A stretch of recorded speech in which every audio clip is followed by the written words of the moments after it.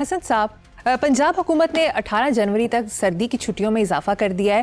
موسم کے حساب سے ایک اور اخباری خبر کے مطابق لاہور کی پولیس ٹھنڈی، ڈاکو سرگرم، شہری نقدی، موبائل، موٹر سائیکلوں سے محروم ہو کر رہ گئے. یار سبحان اللہ، جس نے یہ سرخی لگائی ہے نا، لاہور کی پولیس ٹھنڈی، ڈاکو سرگرم، مجھے پتہ لگے تو میں اس نوجوان کا شکریہ ادا کروں. دیکھو پچھلے ہفتے کی بات ہے، آصف عفان میرے چھوٹے بھائیوں کی طرح ہے، بریلینٹ کالمسٹ. اس نے جو لکھا ہے اٹ از مائنڈ باگلنگ. پتہ نہیں کسی کو غیرت آتی ہے نہیں آتی، کچھ سوچتا ہے. اب مجھے نہیں، 5-4 باتیں میں آپ سے شیئر کرتا ہوں. وہ کہتا ہے پولیس افسران کے دفاتر اور تھانوں کو خوبصورت بنانے کے لیے، دیدہ زیب بنانے کے لیے اربوں روپے خرچ کیے گئے، لیکن تفتیش کا معیار بوسیدہ نظام کی دلدل میں اسی طرح غرق ہے. 1 2 سینٹرل پولیس آفس اپنے ہی مقرر کردہ تفتیشی اخراجات فراہم کرنے سے قاصر ہے. یعنی آپ نے تفتیش میرے ذمہ لگائی ہے اور اس کے اخراجات آپ مجھے نہیں دے رہے، تو مجبوراً کیا کرنا پڑتا ہے ان کو؟ جو مدعی ہوتا ہے یا ملزم ہوتا ہے اس کی جیب پہ انحصار کرتے ہیں، ان سے پیسے لے کے اپنے پیٹ بھی بھرتے ہیں، تفتیش کا پیٹ بھی بھرتے ہیں. کرپشن واحد آپشن ہے. اچھا، اربوں روپے کا فنڈ فیلڈ فورس تک کیوں نہیں جاتا؟ بتاؤ. یہ میں پنجاب گورنمنٹ سے بات کر رہا ہوں، پولیس سے کہ دوسری طرف عدالتوں میں چلان جمع کروانے کے لیے پنجاب پولیس کو کھربوں روپے کا نذرانہ پروسیکیوشن برانچ کو، یار کمال ہے، پیش کرنا پڑتا ہے. جب پولیس خود اپنے بھائی بندوں کو بھتے دینے پہ مجبور ہو تو انصاف کیڑا انصاف ہے، کیڑی داد رسی. ناقص تفتیش نے لا اینڈ آرڈر کے نظام کو نمائشی اور کاسمیٹک بنا کے رکھ دی ہے. یہ گند ہے. اور آخری بات یاد رکھنا، پولیس کا کوئی نمائندہ کوئی اپنا نقطہ نظر دینا چاہے تو ہم حاضر ہیں.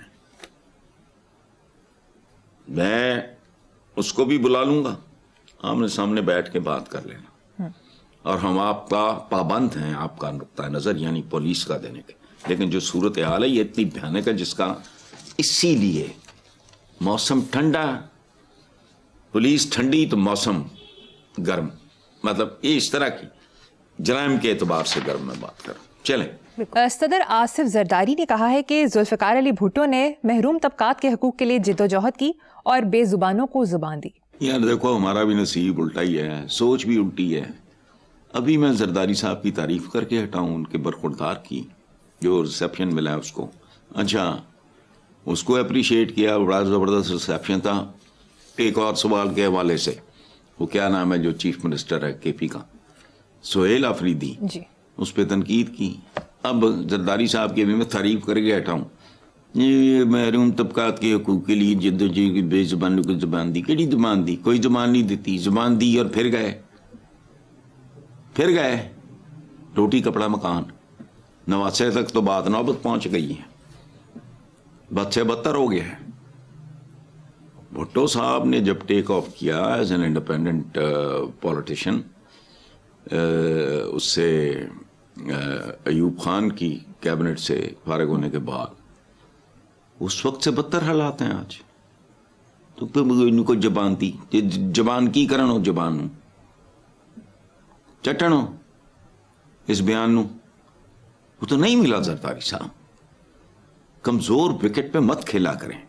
روٹی کپڑا مکان، اچھا اس کی جگہ بھوک ننگ اور قبرستان. یہ کیا بات ہوئی؟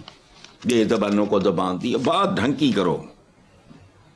ریسیپشن ملا اس کو، بہت اچھی بات ہے یار. بھی یہ پاکستانی پنجاب میں آیا تھا، اور میں نے تو کہا تھا جاتی عمر میں ان کو لنچ دو، لوگ تمہیں اور طریقے سے دیکھتے ہیں. میرا تو کوئی خیر ہے نہیں بھائی. آگے چلو آپ. حسن صاحب، چونکہ آج آپ کی طبیعت ٹھیک نہیں ہے تو آخر میں اگر آپ چاہیں تو شعر سنا دیں، اگر نہیں تو پھر آپ آرام فرمائیے.